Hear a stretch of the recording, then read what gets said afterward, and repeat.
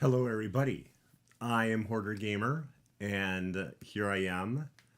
It's not quite hijacking. Just I'm on the DSG here, and we're here to talk about comic books on Hoarder Flexes on Comics. Hello, everybody. Oh wow.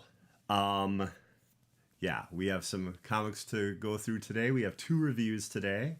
We're going to talk briefly about Moon Knight. And let's see, we have an action figure we're going to be looking at. We're going to be talking about comic books that come out next week. So we got quite a few things that are going to be going on. So I'm happy you're here. Let's see here. I think we'll start with a review first. And first off, the first book we've got today is Batman Beyond the White Knight. I'm showing it at an angle so you don't get too much of a glare. There's a little bit of glare there. Okay, so basically, this is a retelling of Batman Beyond. And that was a spin-off of Batman the Animated Series about a kid named Terry McGinnis who goes out in a Batman outfit, for lack of a better word, that can actually like fly, and fights all these different villains that are similar to Batman's Rogue Gallery, as well as some connected villains to Batman's past. And this is a wild take from Sean Murphy, who also did the really cool Batman White Knight. Again, Batman Beyond the White Knight. So it's connected to that story arc and that whole like mythology that Sean has created over a number of different series. And basically, Bruce is in prison after being unmasked as Batman. And he and Jason Todd are both in prison, and Azrael's cult seems to be in charge there. So Azrael, I forget exactly what it was. It might have been just Azrael White Knight or something like that. That was another series that came from Sean Murphy. So Sean did Batman, White Knight, and then he did a number of, I don't want to say spin-offs, I guess kinda, but more like, new chapters of the story focusing on different characters and villains. So that's kind of what Sean has been doing. And it's really well done. Wayne Powers. First off, Derek Powers is kind of like the big bad, like the Lex Luthor of Batman Beyond. That's who he is. And what happened was Wayne Powers is Bruce Wayne's company without him in control because he's in prison, and everything's been co-opted by Derek. And basically, Wayne Powers has become an omnipresent watchdog in Gotham City through privatization, similar to OCP, Omni Consumer Products, in RoboCop. And early on in the book, first few pages, Derek Powers as Terry McGinnis steal the Batman Beyond suit from lockup. And he's getting to use the powers. He's, finding out what it can do. He shreds somebody's hand accidentally because he doesn't quite know what the outfit is capable of. And Bruce realizes that Derek has made an army of Batman police, and they're led by Dick Grayson, formerly known as Nightwing. And once he finds this out, he's like, okay, I have got to find out what in the heck Derek Powers is up to. And he decides he's going to do a jailbreak. And there's this cool scene where Jason Todd sees he's, attempting to break out of prison. And he says to Bruce, I'll give you 10 minutes until I tell the guards. So, yeah.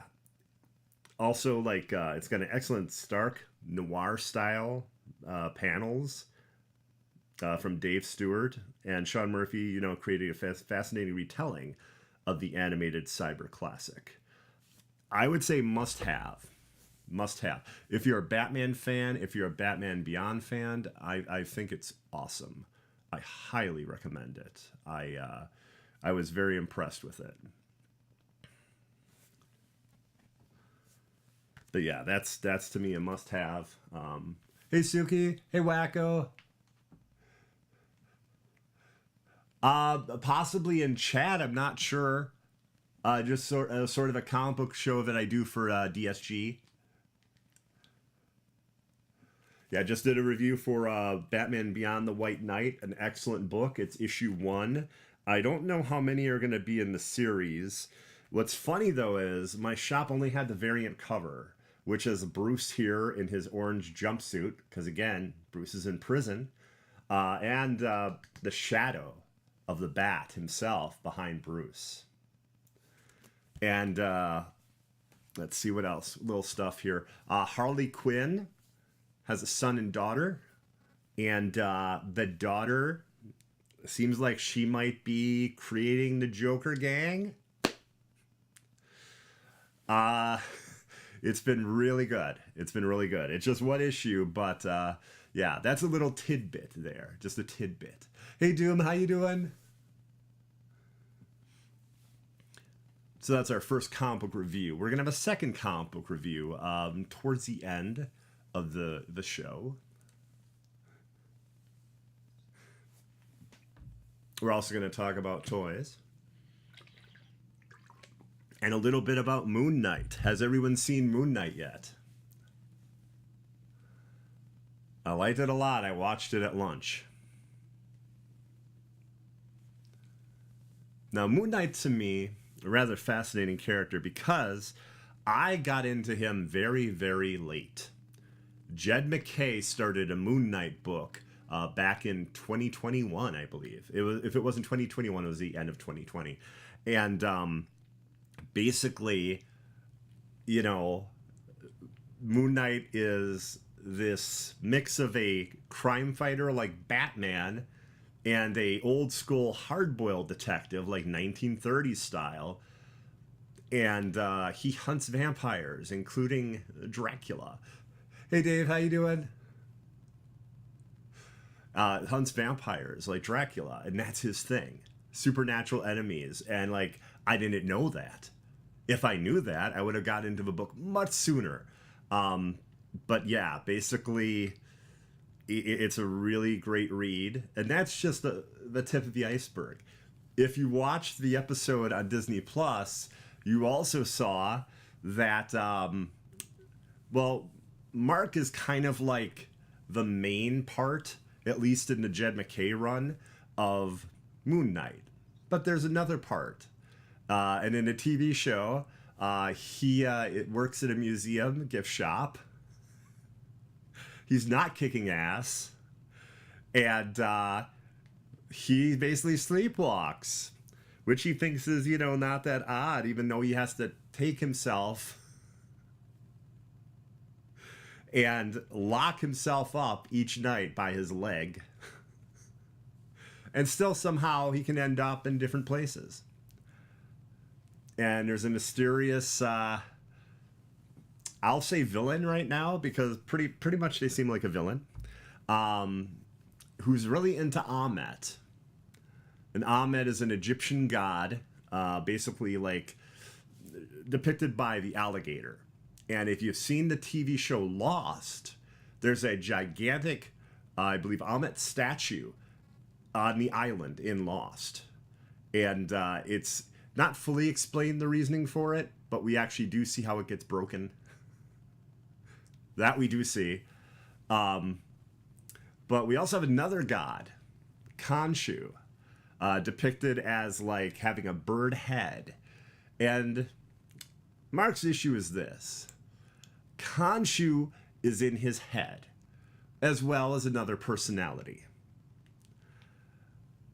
He has like an identity disorder. And he's about to be killed by what seems to be a jackal in the museum, in a British museum. And he calls upon this voice that keeps talking to him and seeing that he sees in a mirror. which, says he's, Mark, and then kind of lets him take over. And throughout the episode, you have scenes where he is like, "Oh, I'm British. I'm a bit bumbling. Don't know what I'm doing, but I'm well-meaning." And then, woo, a quick flash and there's blood. A quick flash and someone's lying there dead or with broken bones. It's a really cool effect. It's not like a visual effect. I mean, VFX. It's more just time-elapse type stuff. It's really cool. One of the big complaints is the effects. A lot of people don't like them, think they look cheap. I only felt that the cheap effect was when Moon Knight turns around and they do a close-up, and that's the end of the episode. That right there. And I definitely need to do research on the villain in this, the villain, Ethan Hawke's character, because the opening scene is this moment where he has this ornate-looking cane. He takes a glass, puts a towel on it, smashes the glass, puts the glass in his shoes, and then goes walking out into this quaint village where they basically treat him like Jesus. It was very weird. It was very weird. And I'm going to guess he's not a vampire because it's during the day. He just seems to really like Ahmet. And Ahmet is the whole, the scales of justice. And basically, your heart is looked at, and if you are wanting, or you're not truly a good person, you are judged and you go to the underworld. Dude should be leaving bloody prints wherever he goes. I know. So if you look carefully at the back of the shoe, it looked like there was an opening. So I thought it was going to be some weird thing where it was the blood would come out of his shoes as he's walking. I mean, that's a really disturbing visual. But I thought that was a ritual he was doing. I wasn't sure. One thing that's interesting that I know, and it's a tangent, but if someone's trying to take a lie detector test, there's this theory that if you're in great pain, you can screw up the test. And I've seen in some TV shows and movies where someone will put a tack in their shoe. Or not broken glass, but or a rock or something. So that distress is noted on the machine and not that the person is lying. Now, I really doubt that works. I'm not suggesting if anyone has a lie detector test coming out to try it out, but it's something I've seen. And my insane knowledge of television and movies, I figured I should bring that up. What did everyone think of the show?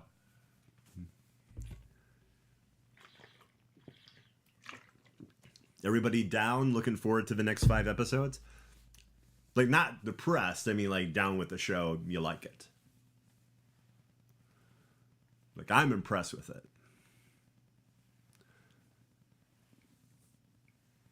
And Oscar Isaacs is an amazing actor.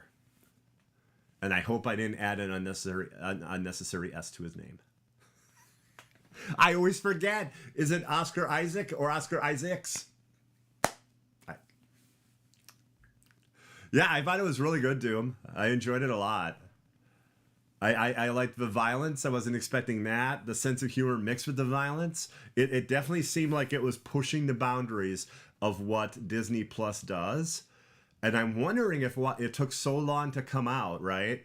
If they had to figure out, okay, is it going to be this violent? Are we going to edit it? Or what are we going to do?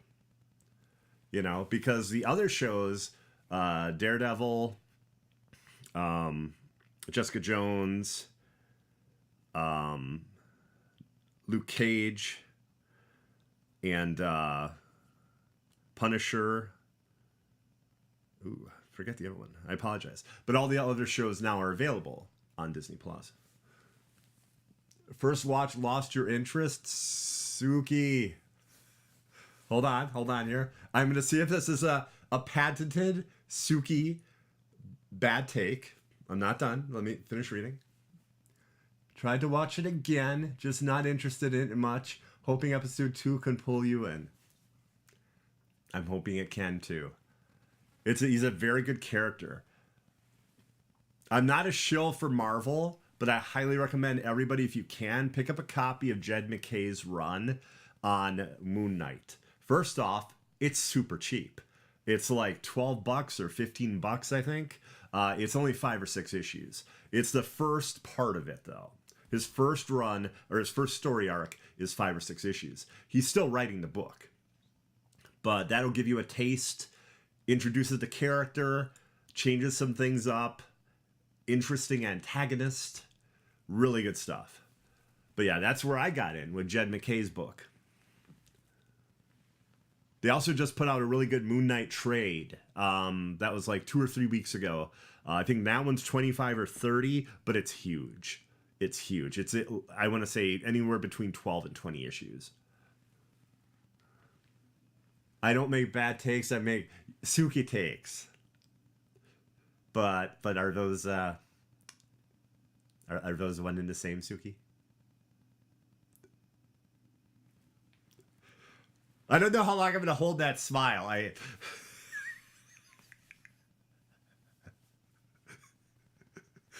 I got to work on that. Next episode, I got to just like save names of people that aren't even like in chat. Just like to see if someone with that name is watching and their reaction. Yes, Alfredo. I hope you enjoyed that review. Sebastian. I'm not going to go through that many names. I only have so many. Alfredo and Sebastian, that's it. There, we're done. We're done with names. Those are the only 2. Wow, the pain. Suki, now you know what you put me through when you did not know who David Bowie was. That shattered me. Like that. Like I was like, how is it possible? How?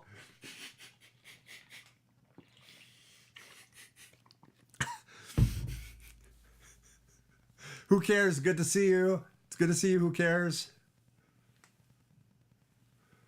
As you see in chat, that's there's a name. Who cares? I'm not saying who cares about somebody. That's the actual name. It's good to see you. Who cares? I'll be interviewing Who Cares on Sunday. That'll actually be with the League of Aliens. OMG, I have a bubble. Okay, Suki. Okay. A bubble. So, talk real briefly about some games. I unfortunately was not able to even be in chat for the really cool Tiny Tina's Wonderlands conversation. Great DSG. I saw about 15-20 minutes of it. I'll watch the rest though. But just what I want to say about it too, I think it's phenomenal. I've played all of them except the pre-sequel, and I am very impressed with it. I love the mechanics. I love the fast travel. I love the RPG elements of hero points. I think those are really well done. So just wanted to bring that up. No cable, no radio, no motor car, not a single luxury. Like Robinson Crusoe. As primitive as can be. I screwed it up. Damn it. Stream is just Hoarder flexes on Suki. No. Like stand-up comedy. It's like, hey, that person's a plant. He's not just in chat.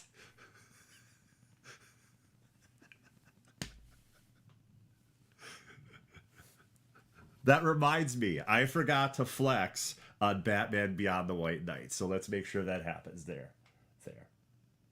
So it wouldn't be my review unless I did that. Today, we're going to look at another action figure. And we're going to go, again, from Gotham Knights. Because these are all excellent figures. And I think they're worth getting. Plus, it's exciting because it's probably wave one, right? They're going to, let's be honest, they're going to milk Gotham Knights. You're going to see like 4 or 5 of each outfit. Or like 4 or 5 of each character in different outfits. You're not just going to get one.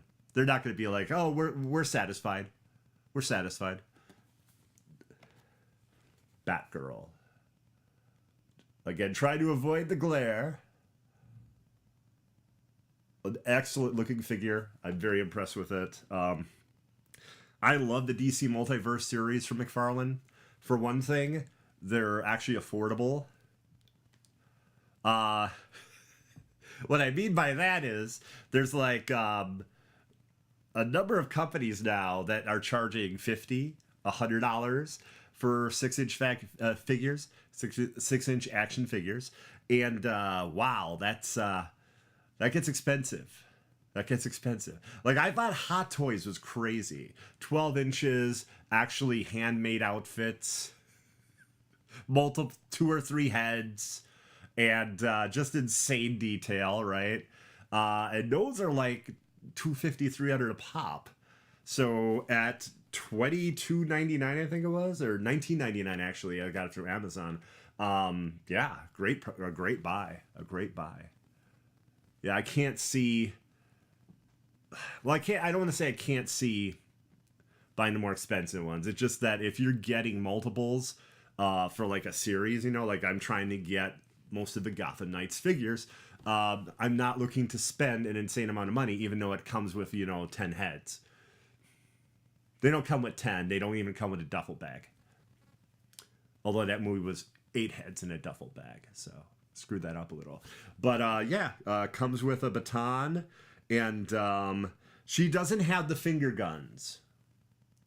She does not have the finger guns. So in case you don't know, DC abhors violence now, out of nowhere when it comes to toys, and basically said, hey, McFarlane, you can't have any guns. So even Peacemaker can't have guns.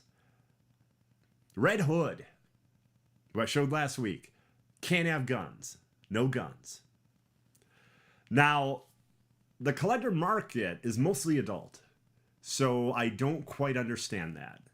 I know a new person, I believe, is in charge now at DC, so maybe that decision will be changed. But obviously, figures that were made, 6 months to a year ago and were in warehouses and stuff, not much you can do there. But I really hope to get an awesome figure of Peacemaker that comes with, with guns. Maybe Eagly. That'd be really cool. I do have the Suicide Squad figures from the 2021 movie. They only did, I think 4.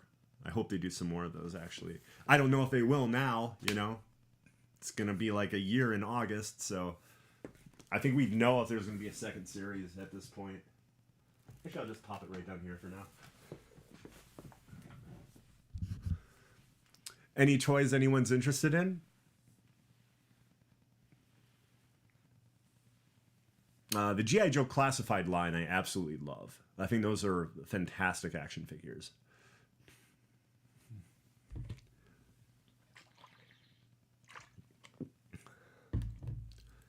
I didn't see any huge announcements of anything. I just saw some reviews recently for the Batman toys. And these are the ones from Spin Masters. So they're the 4.5-inch figures. And they have like a Batmobile and everything. And they're very affordable too. Yeah, I got Batgirl, Red Hood, Nightwing, and Robin. So I got the Gotham Knights. At least what's available so far. And then they're going to do, obviously, I'm guessing Talon's in it. I'll be shocked if they aren't. But, probably Penguin. They'll do some other villains. From the McFarlane line. Oh my god, you got the Baroness? Did you get the one with the bike? The Baroness with the bike is amazing. It's like a red and black bike, and it looks absolutely awesome. And the accessories that the G.I. Joe classified figures come with are so great. Oh, you got Catwoman. Oh, did you get the movie one? Is that the one you got?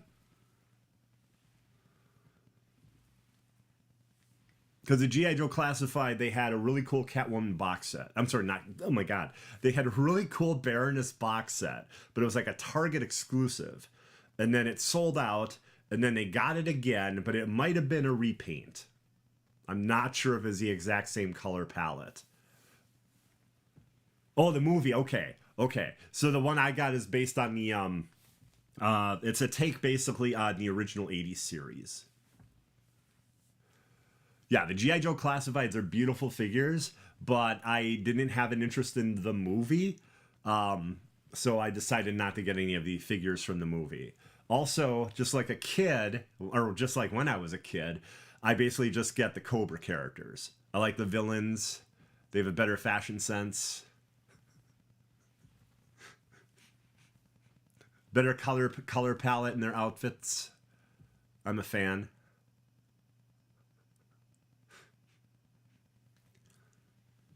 Next up, we have another review. And that review, everybody, is Immortal X-Men #1 with a very cluttered looking cover. Now, it's not really cluttered if you see it in person.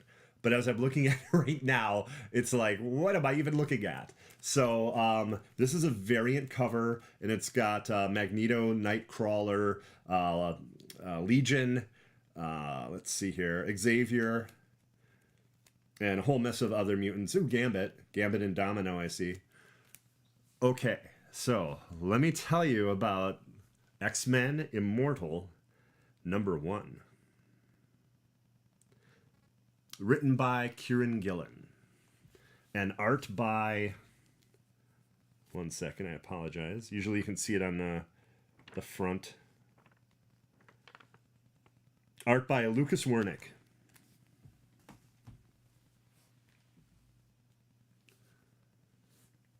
Hey kids, do you like evil? Do you like things that are sinister? If so, this book is for you. Nathaniel Essex, also known as Mr. Sinister, is the narrator of this book, and it is a hoot. When Magneto decides to leave the Krakoan Council, that's not an easy word to say, Krakoan. When he decides to leave the Krakoan Council, it's up to the remaining members to find another group to fill the autumnal seat. The council's broken up into different seasons, and they have a seat open in the autumn part of the council. Old Nathaniel takes us through his sinister thought process as he attempts to manipulate the candidate's vote. The book is great fun, and Kieran Gillen knows how to write a great take on a popular villain, as he demonstrated with Darth Vader Volume 1, which is excellent, by the way. Jason Aaron did a brilliant Star Wars comic book that was, I want to say 2015, 2016. It was right around when the new movie came out.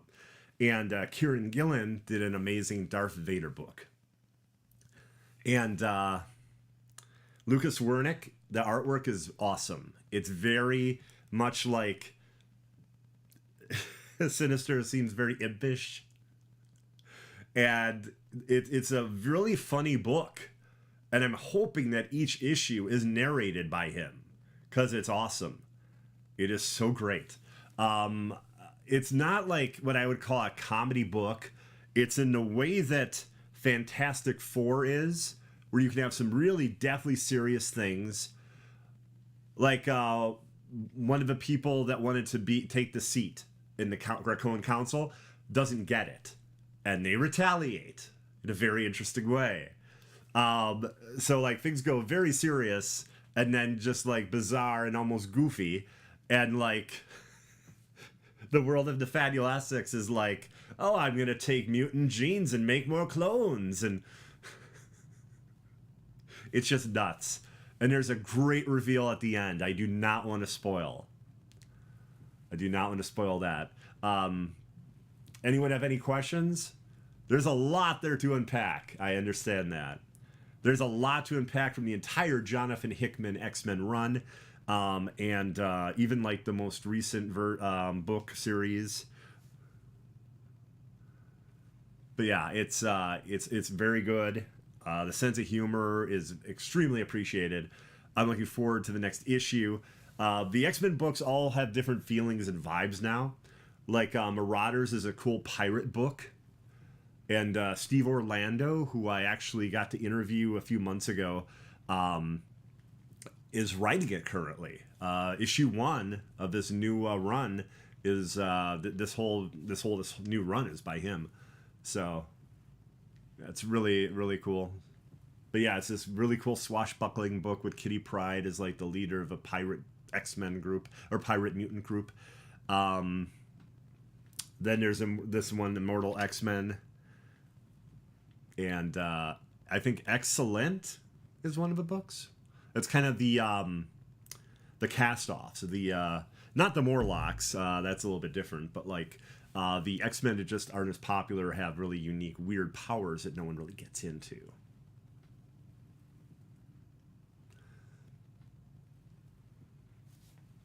Okay, everybody.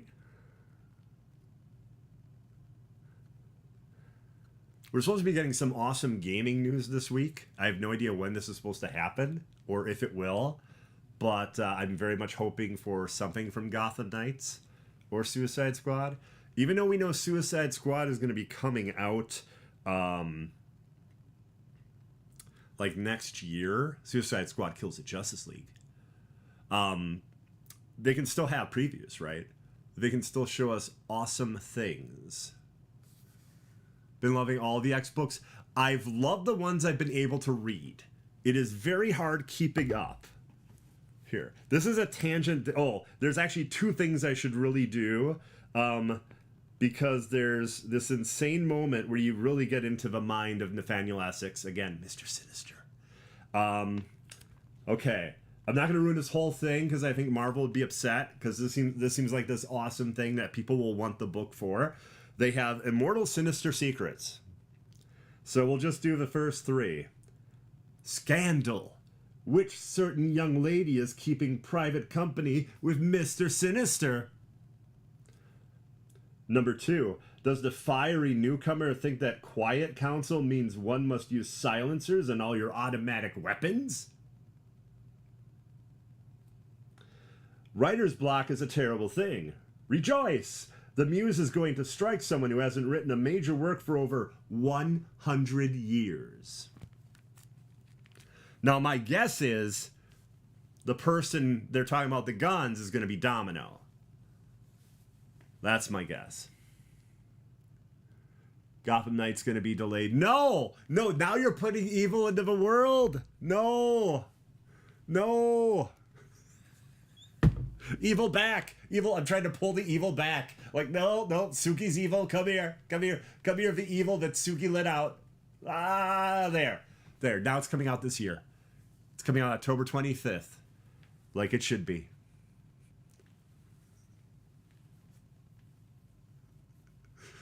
Don't take Gotham Knights from me, Suki, please.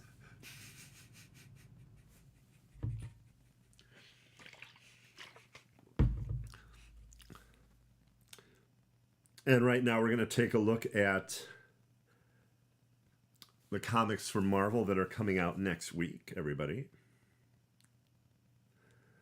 I don't have a super great way to do that yet. Next week, I think that'll be even better. The whole like, oh, these books here we go. We've got these books.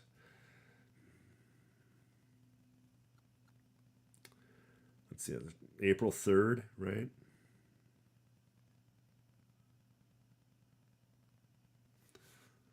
Week of April 3rd sounds right. I'm going to say it is. Okay, well, continue with the X books.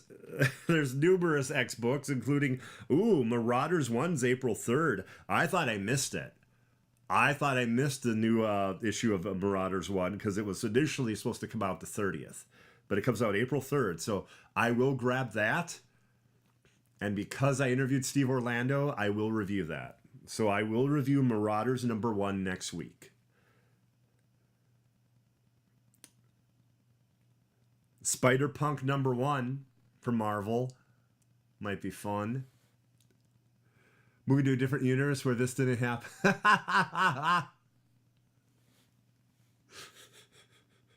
I've tried that. It doesn't work. It doesn't work. The alternate everybody's will know what happened and they'll still laugh. Let's see here. Amazing Spider-Man, which seems to be every week. Oh, this I'll be definitely getting. She-Hulk #3. She-Hulk 1 and 2 have been great. Moon Knight #10. Moon Knight 10, everybody. I wonder if it'll be a more difficult book to get next week. Because, like, everyone's going to want it, you know? And Fantastic Four 42. So the books I'm definitely getting, I'll get Marauders 1, because I'll be reviewing it. I'll be getting... The number on that Spider-Man doesn't make sense. I don't think it's a new issue. I think it's... Or this isn't complete yet. Sometimes Marvel.com isn't complete until like Sunday before the books come out. But usually most of this is right. And Fantastic Four and She-Hulk and Moon Knight. So like there's 3 or 4 books from Marvel.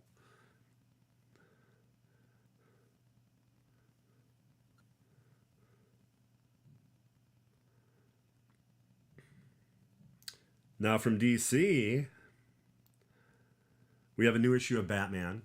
And Batman's one of the main books I get. So totally getting that. Not sure I'll review it, but totally getting it. Okay, I don't know what's going on now. So now there's another Batman Beyond book, apparently. We reviewed today Batman Beyond the White Knight. And now we have Batman Beyond Neo Year #1, starting April 5th. So... I don't know. Okay, one of the best comic books I've ever read, and one of my favorite series, is getting a... Is this hardcover or softcover? I think this is a hardcover release. $29.99 for Death, the Deluxe Edition. Neil Gaiman's Death from Sandman. Sandman, one of the best series of books I've read. And Death is one of my favorite characters of The Endless, which are the the world, the people in Dream's life. Dream being part of The Endless and Sandman himself, Morpheus. But yeah, this is awesome. It's Death, the High Cost of Living, and Death at the Time of Your Life. So it's 2, I believe, 6-issue miniseries. And at that price, I'm guessing it's hardcover. I think it's hardcover. That's awesome, though. That's a really cool thing. I highly recommend checking that out. It is a gateway, though. So basically, once you get that, you totally want to get into Sandman, which isn't a bad thing, but it would get pricey. I think ultimately, though, if you read those miniseries, it would make sense without reading Sandman. I do. Let's see if DC has anything else that just wows me. Not yet. No, just Batman and a few other books. But yeah, I highly recommend She-Hulk. That's an excellent book. It's really well done. Do I have any questions or do I have any suggestions for reviews? Books to review?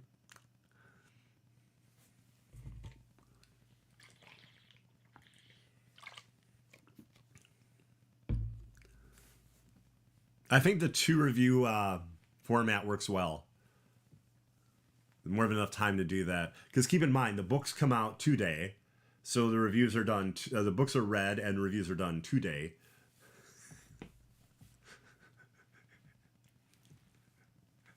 It's all has to do with like having a Wednesday that's relatively open to do things.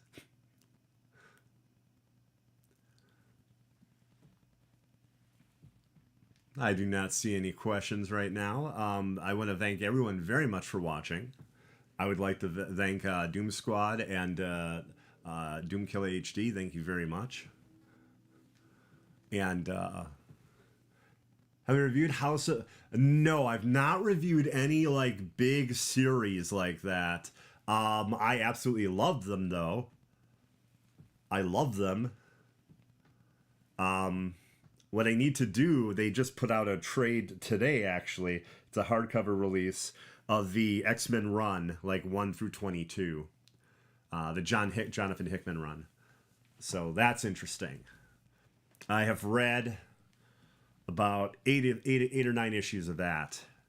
Again, it's difficult to keep up, and there were periods when I really couldn't get a lot of comics and stuff. So...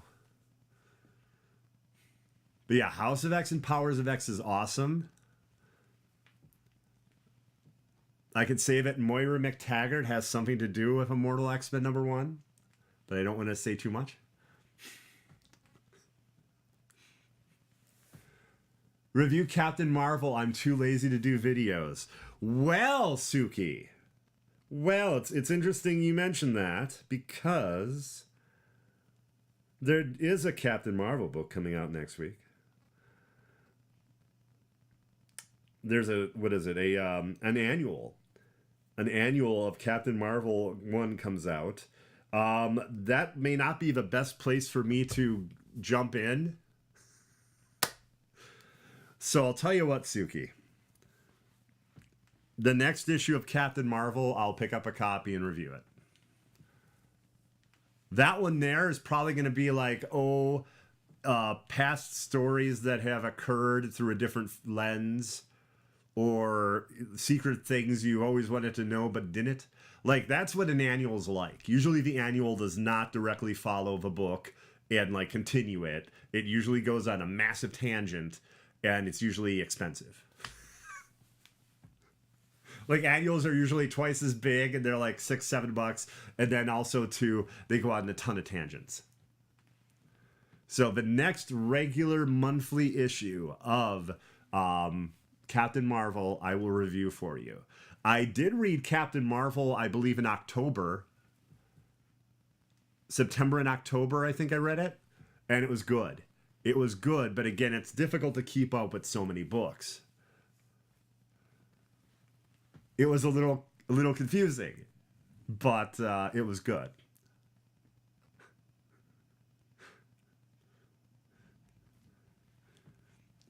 Well, everybody, I don't think we have any other questions.